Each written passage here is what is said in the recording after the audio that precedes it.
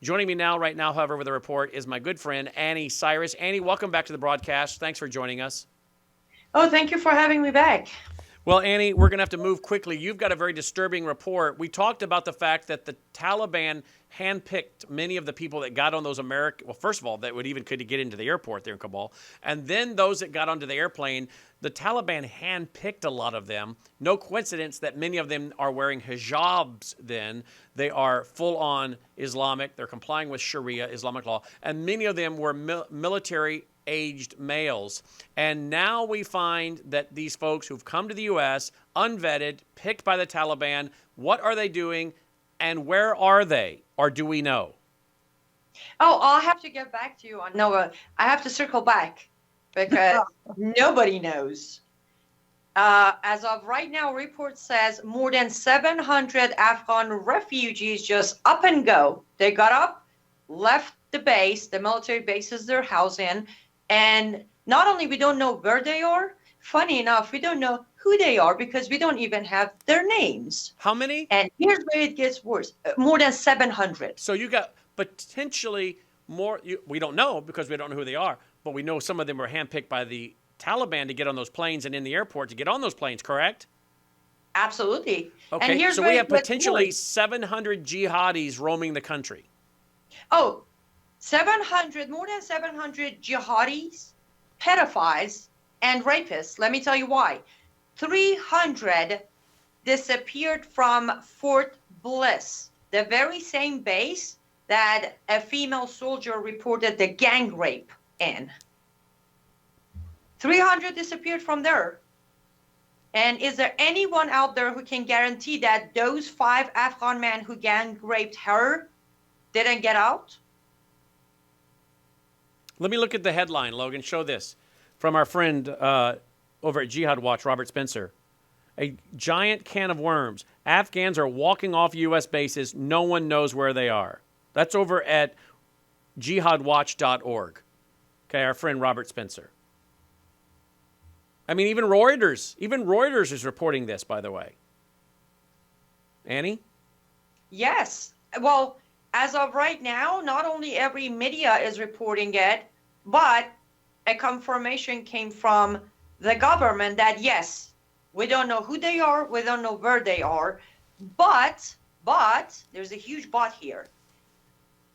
They will look into the paperwork and try to locate them. They will look into the paperwork and try to locate them. The question is, what paperwork? Yeah, exactly. Seriously, what paperwork? We all know they don't have paperworks. We don't even know their names. We don't know where they are. We don't know what the plan is. We don't know how many of them are going to start either, as I said, raping our women and children. How many of them are going to snatch our little girls and turn them into child brides? How many of them are going to blow themselves up or go start driving their car into people? And before people start freaking out over that, by the way,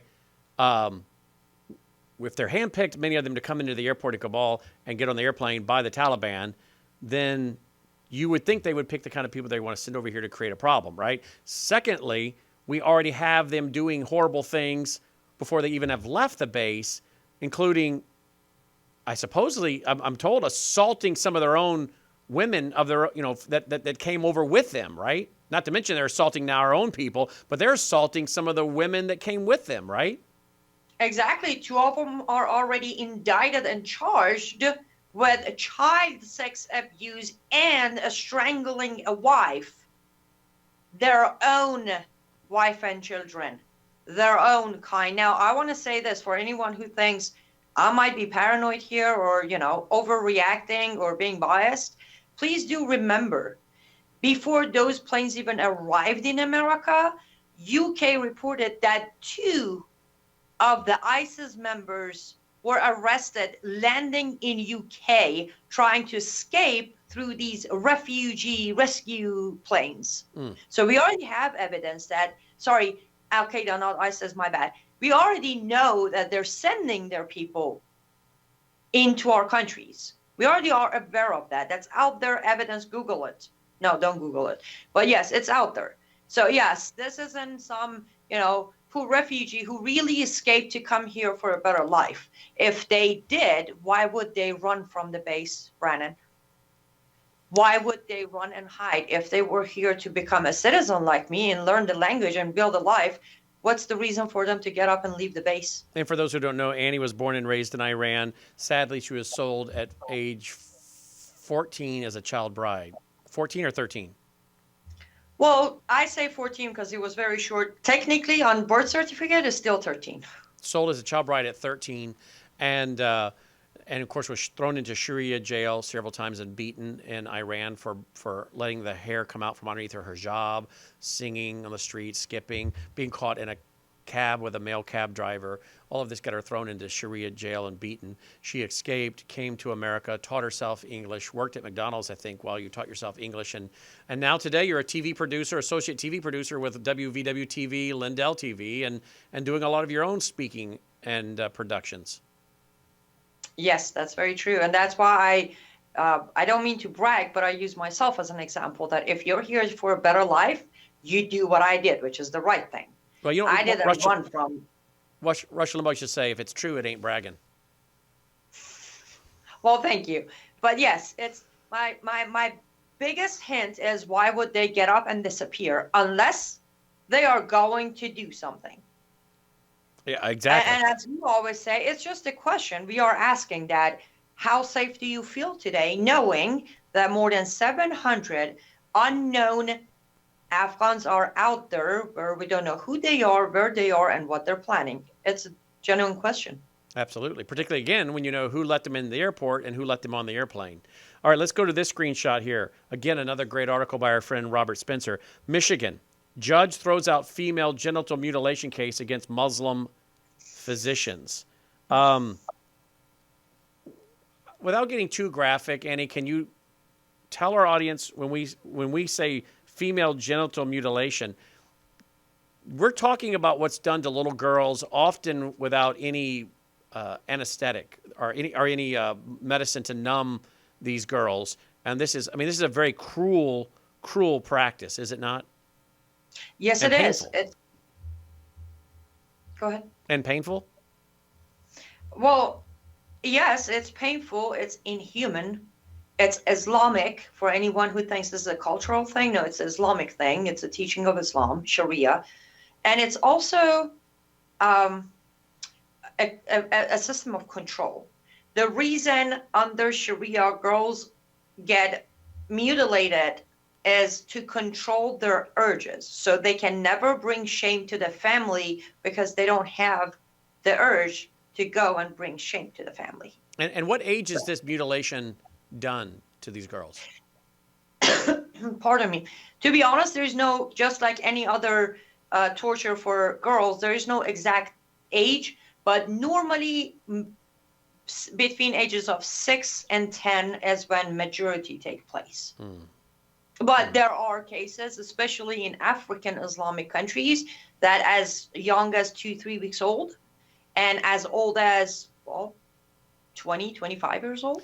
Now, when a Michigan judge throws this case out against Muslim doctors, Islamic doctors in Michigan doing this, and the judge throws this out, this is a perfect example of America caving to Sharia. Of course, not to mention the human rights violations. I mean, where are the liberal human rights groups?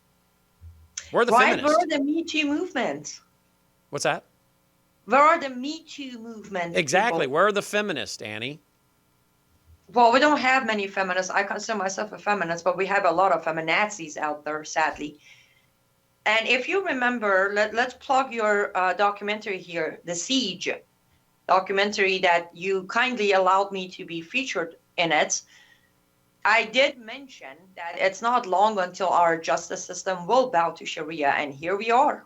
Shortly after, 3 years later after I said it, the judge is allowed, and let's make sure your audience understand, this was a female Muslim or Muslima doctor who was performing female genital mutilation on Muslim girls, mainly ages between 6 and 8 in Michigan. Some of these kids were brought all the way from Minnesota to Michigan, and she is walking away free, and the clinic is staying open. An American judge just dropped all charges against the clinic, against the surgeon and the rest of the staff, and all the parents who took their kids into that clinic. Where is Children Protection Services? And yet parents that spank their kids, and I don't mean beat their kids, spank their kids, have been in trouble in this country. Parents that want to raise their kids and not get them vaccines, certain vaccines, because they believe they are harmful and contain bad things. These parents can be looked at Child Protection Services, but a judge is going to protect the parents and the doctors that do this to the children. That's not considered abuse. But if a parent dares to provide corporal punishment to a child or other things, we've seen parents actually be in big trouble with the social services. Well, listen, there was a case of a dear friend of mine that Children Protection Services showed up at her house saying that her kid is unhappy because she is taking him to the church. Mm-hmm. So if we want to raise our kids good Christians, if we want to introduce them to Christianity, Bible, and the church, we get a visit. But if under religious protection, we mutilate our little innocent kids, oh, that's all right. That's a cultural thing. We got to bend over backward, make sure we don't offend them because we don't want to be Islamophobes, right? Right. And of course, the traditional definition of a feminist, Gloria Steinem, Betty Friedan, anti-family, anti-father, many of them open Marxist. When you say you call yourself a feminist, what you're saying is you're for civil rights of women. That's what you mean by that, right? Honestly, no, not even that. I don't know what's the one word for it, but I am fighting to free enslavement of women and girls under Sharia, whatever the name might be for that. Yeah, because I don't believe, in America, for example, not only we have equal rights, but I would say, to be honest, somebody needs to start fighting for men's rights because we have more rights than you do. Well, you're definitely not a feminist then, so we gotta help you find a better word. Really, what you're for is common sense. You're for civil rights, common sense, human rights, and equal treatment under the law. Exactly. Which is in the Constitution, equal treatment under the law. That's why Lady Justice is blind. Why I love our Constitution. Yeah. Give your website, Annie. Well, my website is liveuptofreedom.com. Liveuptofreedom.com. But I do want to add two more things if you have time. Yeah, Brandon. go ahead. One, I was listening in with your previous guest, and aside the fact that she is gorgeous, beautiful, classy, and smart, but she mentioned something really brilliant, that people think we're paranoid to think they all want to kill us. I just want to say this on her note and my note when I say Islamization. Remember, people, as long as we're not going to learn from history, they are learning from history. When they're learning, as we will keep on denying the bitter reality that there are people out there who will do evil.